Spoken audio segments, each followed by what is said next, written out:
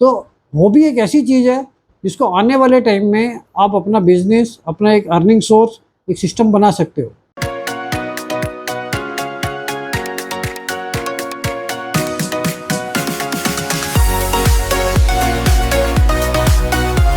दोस्तों नमस्कार। Royal arts and numismatic gallery रंग के यूट्यूब चैनल पर आपका स्वागत है। दोस्तों आज इस वीडियो में हम बात करेंगे कुछ रेयर आइटम्स की, कि जो रंग के वीडियोस देखते हैं और वो चाहते हैं कि उस ऐसी न्यूमिस्मेटिक की कुछ आइटम्स में वो इन्वेस्ट करें तो जिसमें आने वाला फ्यूचर बहुत अच्छा हो। तो बहुत सारे इन्वेस्टर इस लाइन में जुड़ना चाहते हैं और प्रॉपर सजेशन वो ये चाहते हैं कि जिस चीज़ में वो इन्वेस्ट करें और आने वाला टाइम फ्यूचर उन चीज़ों का अच्छा हो और जो वो इन्वेस्ट करें उसका प्रॉफिट के साथ उसका वो रिटर्न ले पाए। तो इसके साथ साथ मैं आपको एक चीज़ और बताता हूँ कि जो प्रैक्टिकल एक्सपीरियंस हम लोगों का अपना है 20 साल में, कि बहुत सारे लोग, कि आप ये मानकर चलिए कि न्यूमिस्मेटिक सिक्कों का कलेक्शन, पहले कुछ लोग स्टैम्प्स का भी कलेक्शन करते थे, फिर कुछ लोग सिक्कों का भी कलेक्शन करते थे, लेकिन जो हमने अपने लाइफ टाइम में जो चीज़ें हमने एक्सपीरियंस की, तो फ्लैटली जो स्टैम्प्स होती थी, तो उन दिनों में स्टैम्प्स का कलेक्शन काफ़ी लोग करते थे और वो धीरे धीरे जैसे स्टैम्प्स बननी अब धीरे धीरे कम हो चुकी हैं। पोस्टल डिपार्टमेंट भी बहुत ही कम चीज़ों में इन्वॉल्वमेंट आ गई है उसकी, और पोस्टल की जो स्टैम्प्स हैं वो भी बहुत कम हो गई हैं। तो धीरे धीरे ये हॉबी बहुत कम हो गई है और उसमें जिन लोगों ने इन्वेस्ट किया था उन लोगों को उसको बेनिफिट नहीं मिल पा रहा है, और उन लोगों के स्टॉक आज बहुत कम रेट में बिकने के लिए अवेलेबल हैं जिनमें कोई इन्वेस्ट करना नहीं चाहता है। तो उसमें कुछ ही चीज़ें रेयर होती थी, और जो चीज़ें उसमें रेयर होती थी, ये बात मैं आपको इसीलिए बता रहा हूँ कि जो रेयर चीज़ें होती हैं उसकी डिमांड आज भी उसमें है। मतलब फ्लैटली की फील्ड में कॉमन आइटम आपको भर भर के मिल सकती है आज भी, लेकिन रेयर चीज़ों की डिमांड आज भी उसमें है और वो रेयर चीज़ें आज भी बिक रही हैं। तो एक बहुत लंबे टेन्योर में एक चीज़ आपने नोटिस कीजिए कि पेपर मनी जो ब्रिटिश पीरियड की थी, आज वो बहुत ज़्यादा डिमांडिंग हो चुकी है और एक कॉमन आदमी की रीच से बाहर हो चुकी है। अभी या तो ब्रिटिश पीरियड के नोट मिलते ही नहीं हैं, और या मिलते हैं तो उसके रेट धीरे धीरे इस लेवल पर जा चुके हैं कि वो एक कॉमन आदमी की परचेज से बाहर हो जाएंगे आने वाले टाइम में। तो आप रेयर चीज़ों का अगर कलेक्शन करते हैं तब भी वो चीज़ें वैल्यूबल हैं। तो मैं तो यही सजेस्ट करूँगा कि पेपर मनी में ब्रिटिश इंडिया, या फिर जो नोट 1978 में डिमोनेटाइज हो गए थे, जो 1000 का बड़ा नोट आता था, 100 का बड़ा नोट आता था, 10 के बड़े नोट आते थे। 10 के बड़े नोट तो अभी भी बहुत ज़्यादा क्वांटिटी में अवेलेबल हैं, लेकिन आने वाले टाइम में वो नोट भी आपको कम दिखाई देंगे। तो ऐसी बहुत सारी चीज़ें हैं जो धीरे धीरे कम होती जा रही हैं, और आने वाले टाइम में जिस हिसाब से डिमांड एंड सप्लाई है, उस हिसाब से जो चीज़ें पहले ही शॉर्टेज पे थी वो आने वाले टाइम में और कम हो जाएंगी।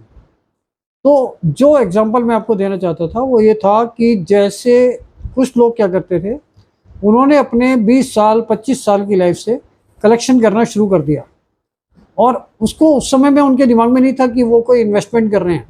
उनके दिमाग में ये था कि भाई मेरे को ये कॉइन बहुत अच्छा लगा और मैंने ये ले लिया।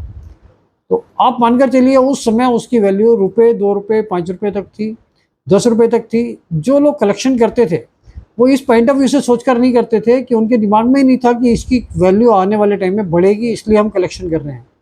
ये उनकी हॉबी थी। तो अब धीरे धीरे करते करते जब वो लगभग 50-55 साल की उम्र तक, 60 साल की उम्र तक उन्होंने उस चीज़ की नॉलेज भी पूरी ले ली, क्योंकि जब कलेक्शन कर रहे थे तो उनको पता था ये आइटम का रेट जब हमने 20 साल पहले लिया था तो इतना था, 20 साल बाद इतना हो गया, 25 साल बाद इतना हो गया। जब वो 55-60 साल की उम्र तक पहुंच गए तो जो कलेक्शन उन्होंने बिना सोचे समझे, ये कभी नहीं सोचा था कि इसकी कोई वैल्यू बढ़ेगी या कोई मैं इन्वेस्टमेंट कर रहा हूँ, उन्होंने सिर्फ शौक में इकट्ठा किया था।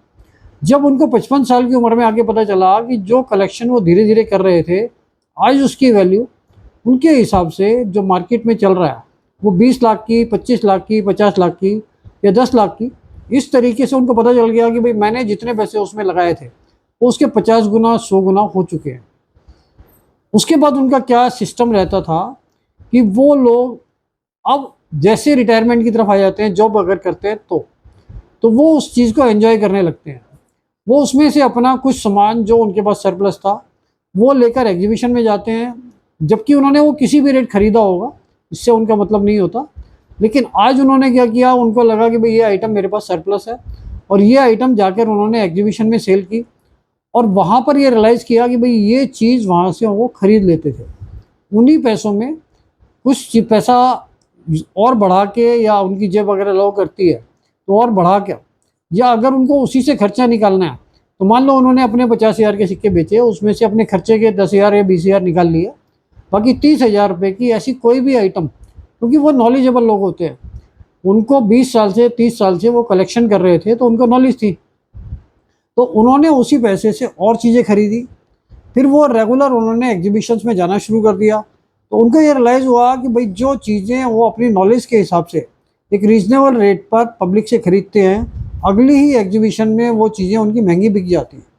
तो वो उनका इंटरेस्ट भी डेवलप होता है, उनका एक घूमना फिरना शुरू हो गया कि भाई वो जितने भी ऑल इंडिया में एग्जीबिशंस होती थी वो उन्होंने सारी अटेंड करनी शुरू कर दी, जिससे उनका टाइम पास भी अच्छा हुआ, हॉबी में भी इंटरेस्ट रहा। फिर इन्वेस्टमेंट के साथ साथ उनको इनकम सोर्स बन गया, जो इनकम सोर्स उनके लिए आगे तक की लाइफ के लिए बहुत अच्छा रहा।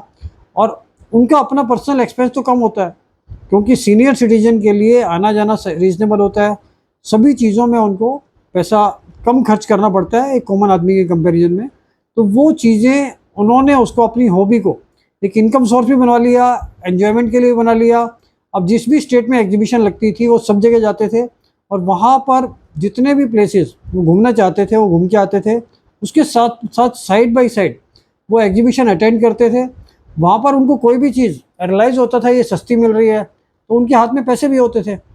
अब इस एग्जीबिशन में उन्होंने कोई चीज़ खरीदी, उनको पता है ये मेरे को रीज़नेबल मिल गई है और इसकी मार्केट वैल्यू ज़्यादा है, तो अगली एग्जीबिशन में उनको प्रॉफिट हो जाता था।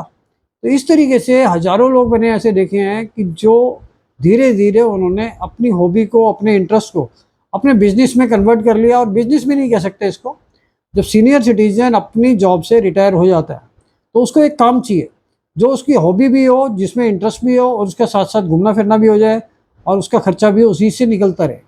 तो हॉबी एक ऐसी चीज़ है जिसको आने वाले टाइम में आप अपना बिजनेस, अपना एक अर्निंग सोर्स, एक सिस्टम बना सकते हो। तो ब्रिटिश इंडिया के नोट्स का मैंने आपको बताया है कि ब्रिटिश इंडिया के जो नोट आते थे उसमें 100 रुपये का नोट, वो भी अभी काफ़ी महंगा हो चुका है। पहले वो 10 से 15,000 का होता था, अब वो 20-25,000 30,000 तक भी पहुंच गया। इसी तरीके से ब्रिटिश इंडिया का 1000 वाला नोट वो काफ़ी महंगा हो चुका है, वो लाख से 2 लाख रुपए, 2.5 लाख रुपए तक भी जाता है। उसके अलावा इसमें 2 रुपये 5 रुपये ब्रिटिश पीरियड के आते थे। इसमें 2 रुपये का सीडी देशमुख भी महंगा चल रहा है। इसके साथ साथ 5 रुपये का सीडी देशमुख फ्रंट फेस, इसमें भी साइड फेस और फ्रंट फेस आते हैं, जिसमें फ्रंट फेस वाला महंगा है, साइड फेस वाले की वैल्यू कम है। 10 रुपये में सीडी देशमुख आता है, उसमें भी साइड फेस की वैल्यू कम है, और उसमें बर्मा ओवर प्रिंट की वैल्यू बढ़ जाती है। तो इस तरीके से ब्रिटिश इंडिया में 1 रुपये का भी आता है, उसमें JW कैली का एक नोट आता है, तो उसकी एक बुकलेट आती थी 25 नोट की, वो भी अभी काफ़ी डिमांड में चल रही है, और उसकी भी अवेलेबिलिटी जो मार्केट में अवेलेबल है वो कम है, तो उसके रेट भी अभी काफ़ी बढ़े हुए हैं। तो ये कुछ चीज़ें ऐसी हैं ब्रिटिश नोट्स में जो अगर आपको मिलते हैं और रीज़नेबल मिलते हैं, लेकिन इसमें भी आपको ध्यान रखना है कि कंडीशन कम से कम कलेक्टेबल हो। ऐसा नहीं हो कि बिल्कुल कटे फटे हों, ख़राब हों, या ऐसा आपको लग रहा हो कि लंबे टाइम तक रखने में ख़राब हो जाएंगे, तो उसकी वैल्यू एकदम से डाउन आ जाती है। तो इस चीज़ का आपको ध्यान रखना है कि कलेक्शन को आप अपनी हॉबी के साथ साथ एक अर्निंग सोर्स और फ्यूचर के लिए एन्जॉयमेंट का एक साधन बना सकते हैं। तो इसी तरीके की और चीज़ें हम आपको अगले वीडियो में बताएंगे। इसके लिए इस चैनल को लाइक कीजिए, शेयर कीजिए, सब्सक्राइब कीजिए, जिससे ज़्यादा से ज़्यादा लोग इसका फ़ायदा उठा सकें। Thank you.